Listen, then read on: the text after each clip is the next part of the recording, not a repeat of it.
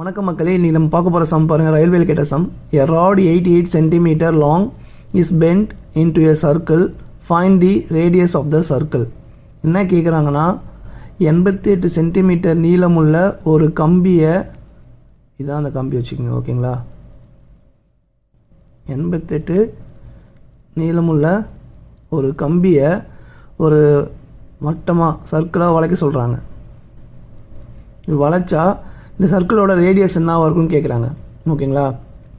இப்போது இது ஒரு பாருங்கள், இந்த 88 சென்டிமீட்டர் நீளமுள்ள இந்த கம்பி, இதை நீங்கள் வளைச்சாலும் அதே நீளம்தான் இருக்கும், ஓகேங்களா, சமமாக தான் இருக்கும். அப்போது இதுவும் 88 சென்டிமீட்டர் தான், ஓகேங்களா. ஸோ இப்போ நம்ம என்னென்னா ரேடியஸ் தான் கண்டுபிடிக்க சொல்லியிருக்காங்க, ஆரம் கண்டுபிடிக்கணும், ஓகேங்களா. அப்போது இந்த சர்க்கிள், ஓகேங்களா, சர்க்கம்ஃபரன்ஸ் ஆஃப் த சர்க்கிள், ஓகேங்களா.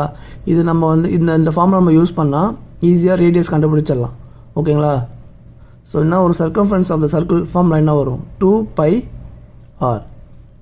ஸோ இது இதோட வேல்யூ கொடுத்துட்டாங்க, என்னன்னா சர்க்கம்ஃபரன்ஸ் ஆஃப் த சர்க்கிள், ஓகேங்களா. இதோட வேல்யூ என்னன்னா 88 சென்டிமீட்டர்னு கொடுத்துட்டாங்க, ஏன்னா ரெண்டுமே சமம் தான், ஓகேங்களா. ஸோ அதனால் 88 சென்டிமீட்டர், ஓகேங்களா.